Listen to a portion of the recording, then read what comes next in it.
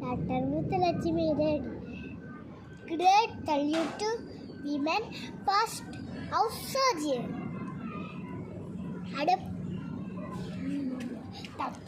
இவர் முதல் பெண் நீங்க சொல்லாதீங்க. இந்த முதல் பெண் மருத்துவர் சமத போராடி தமிழார் வரார்.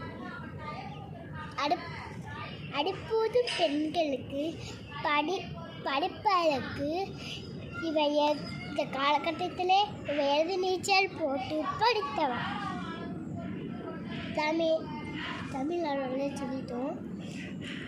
பெண்களுக்காக பாடுபட்டவர்.